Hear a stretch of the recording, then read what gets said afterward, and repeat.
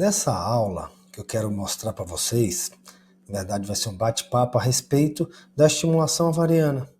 Vou mostrar através de slides como é que é feita a estimulação ovariana, se a gente vai saber se a mulher pode ou não ter uma boa resposta no tratamento, e como é que é feita a utilização dos medicamentos, oral, injetável. Então, vamos lá. Primeiramente, a gente quer saber qual o objetivo da estimulação ovariana. Por que nós temos que estimular um ovário?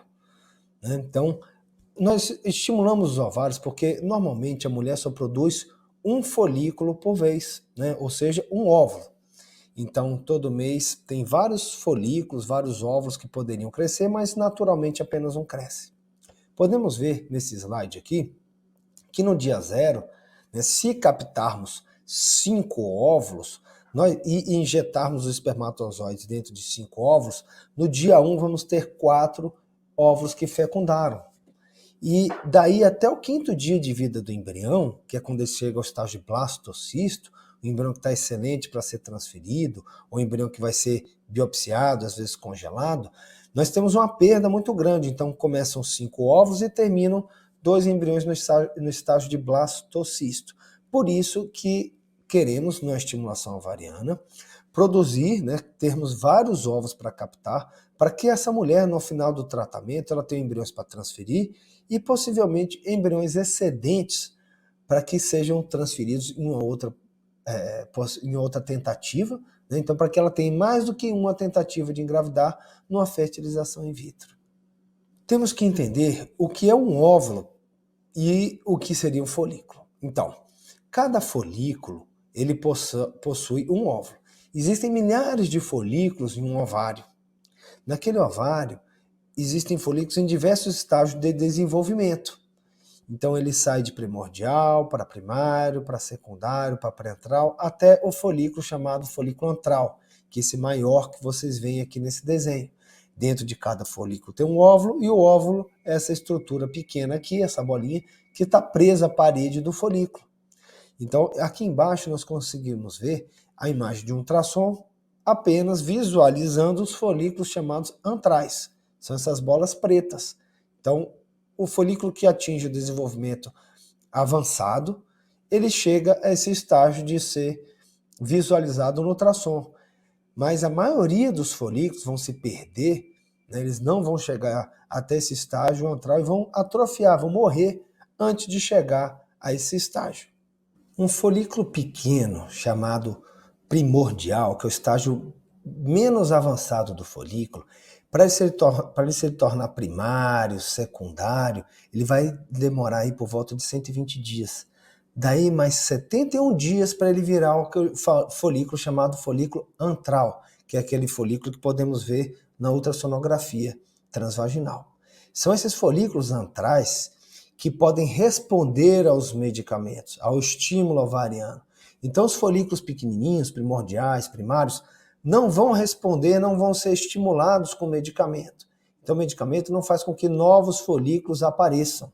Os medicamentos para induzir a ovulação vão fazer com que os folículos antrais, esses folículos de 2 a 5 milímetros, cresçam em vez de apenas um crescer e ovular, vão fazer com esses pequenos aqui, eles possam crescer também para poder ser captados, captarmos esses óvulos, ou possa ovular e romper no momento de uma inseminação intrauterina, ou até romper também num coito programado. Então, quando estimulamos ovários, estimulamos esses folículos, aqueles que vão crescer são esses folículos chamados de folículos antrais. Existem exames que vão poder avaliar se essa mulher vai responder bem ou não aos medicamentos. Então aqui a gente consegue ver um ovário, essas bolas pretas são vários folículos no ovário que respondem muito bem.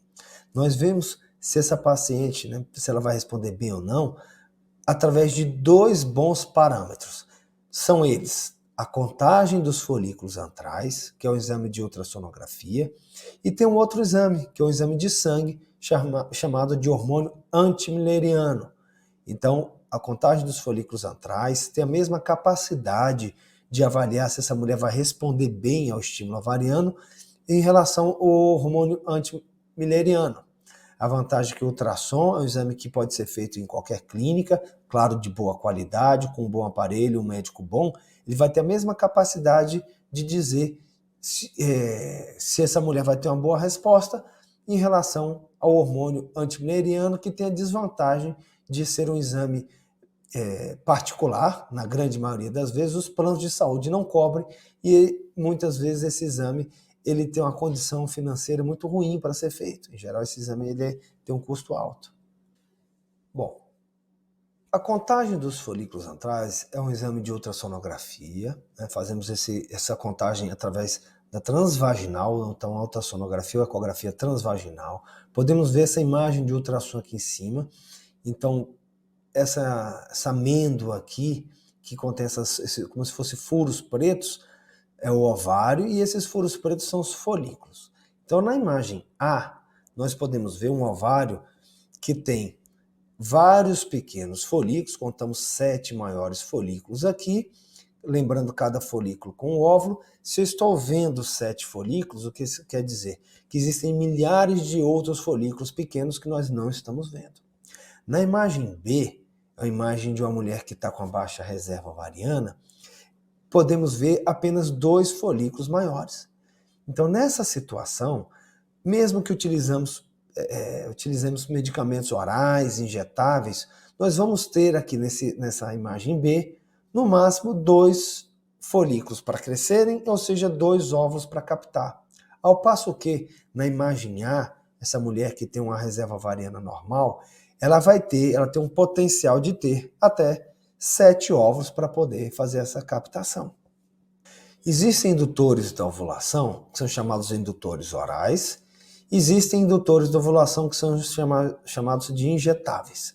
Os indutores orais, a gente pode dividir eles em 2 tipos. Que são os inibidores da aromatase, que são os chamados aqui, tem o letrozol, que é o mais utilizado. E outra classe é o citrato de clomifeno. Então, tem 2 tipos de medicamento. Que o letrozol, ele não vai ter na bula dele como indicação principal, como indução da ovulação, porque esse medicamento ele foi primeiramente utilizado como medicamento para tratamento de câncer, principalmente câncer de mama, mas ele é um excelente indutor da ovulação, ele é tido como o principal medicamento para estimular o ovário nos casos de síndrome de ovário policístico. Ele pode ser, sim, também utilizado na indução da ovulação para tratamentos reprodutivos. E o outro mais utilizado há décadas, que é o citrato de clomifeno, também para o tratamento de síndrome de ovário policístico, mas também pode ser utilizado para fertilização in vitro. Existem também os indutores injetáveis, que são mais potentes, que trazem um resultado melhor num tratamento de reprodução. Ele pode ser dividido em urinário e pode ser utilizado também os chamados recombinantes. Os urinários, eles são medicamentos que foram desenvolvidos através da urina de mulheres menopausadas. Então, precisamos de urina de mulheres menopausadas para produzir esse medicamento. E o recombinante não, é aquele medicamento mais moderno, totalmente produzido em laboratório. Então, via de regra, o urinário ele tem um custo menor e o recombinante um custo maior. Quando nós falamos a respeito de injeções, em que a mulher mesmo vai aplicar essas injeções, muitas mulheres ficam assustadas. Mas nós traremos para vocês uma maneira, vídeos, explicações, vai estar por escrito, como vocês vão aplicar. Então, vão ter o contato do seu médico, né? Eu estou sempre à disposição para que vocês me liguem ou mandem mensagem, principalmente no horário da aplicação das injeções. Então, se acha que teve alguma dificuldade, se teve algum erro, alguma coisa, não tem problema. Nesse caso, não é para mandar mensagem, devem fazer uma ligação, né? Podem me ligar sem problema algum para a gente poder explicar, tirar as dúvidas para que essas injeções sejam aplicadas de maneira correta. Vamos fazer aqui uma simulação de como seria o tratamento, como seriam as injeções. Bem, em geral, nós fazemos uma ultrassonografia, ou também chamada de ecografia transvaginal, logo no início do ciclo, né? Isso pode ser modificado, algumas podem fazer um pouquinho antes da menstruação, mas fazemos alguma ecografia transvaginal, também chamada de ultrassonografia, antes do início das injeções. Essas injeções são aplicadas diariamente. Então, todo dia a mulher vai tomar uma picadinha. Então, simulando aqui, pode ser a partir do segundo dia, do terceiro, do quarto, né? Nos casos que essa mulher estiver usando estrogênio. Então, essas injeções que são diárias são acompanhadas através da transvaginal para avaliar a resposta do ovário a esses medicamentos. Então, podemos ver nesse desenho aqui, então, que existe uma ultrassom antes de realizar as injeções, é iniciadas as injeções e depois são feitas algumas ecografias transvaginais, alguns casos 2, em outras 3, raramente mais do que isso, para acompanhar o crescimento dos folículos. Em média, as mulheres tomam 10 dias de injeção, algumas 9, algumas um pouco mais. Então isso vai depender da idade da mulher, da obesidade, do tipo de medicamento, da resposta dela. Então algumas podem demorar um pouquinho mais para fazer com que esse folículo chegue ao tamanho ideal para a aplicação do chamado de trigger, que é aquele medicamento que finaliza a maturação dos ovos e que é agendada então a captação dos ovos. Então, em média, podemos dizer, se ela começou no segundo ou terceiro dia, que a captação dos ovos vai ser realizada no 13º dia do ciclo. Um pouquinho mais, como eu disse, às vezes um pouquinho menos. Em média, a transferência dos embriões vai acontecer de 2 a 5 dias após essa captação. Uma outra questão muito importante na fertilização in vitro é o bloqueio hipofisário. O que é isso? O que é o bloqueio hipofisário? Nós não podemos deixar com que os folículos rompam antes da gente captar esses óvulos. Por isso a gente faz esse chamado de bloqueio hipofisário. Então a hipófise é uma glândula que secreta o hormônio que faz com que o folículo rompe, que é o LH. Por isso a gente tem que bloquear essa glândula, evitando que essa glândula secrete o LH, o rompimento dos folículos e aí a perda do tratamento todo, de todas essas injeções, de todo esse esforço que foi feito para poder captar esses ovos. Esse rompimento dos folículos acontece em até 1 ou 2% dos casos. Então pode acontecer. Por isso nós utilizamos, para evitar esse rompimento, o agonista de GnRH, que é um tipo de medicamento que é uma injeção, os antagonistas de GnRH, que é um outro tipo de injeção, e hoje já podemos utilizar também medicamentos via oral, que evitam com que esses folículos rompam também. Então aqui tem 3 exemplos de medicamentos via oral que podem evitar a rotura desses folículos. Bem, chegamos à última fase da estimulação ovariana. É chamado de trigger, ou em português, gatilho. Então, o óvulo, então aqui a gente pode ver a imagem de um folículo e aqui dentro um óvulo. Esse folículo, né, que possui esse óvulo, ele não deve romper após a utilização desse trigger. Então ele fica íntegro e por isso a gente utiliza esses medicamentos que evitam que o folículo rompa. Preso na parede do folículo está o óvulo. Para finalizar a maturação do óvulo, aplicamos então ou o agonista de GnRH ou ainda um hormônio que é o HCG. Então, é aquele mesmo hormônio que a mulher produz quando está grávida. Então, podemos utilizar o HCG ou o agonista do GnRH para finalizar a maturação do óvulo e poder captar esses óvulos 35 a 36 horas após a aplicação desse HCG.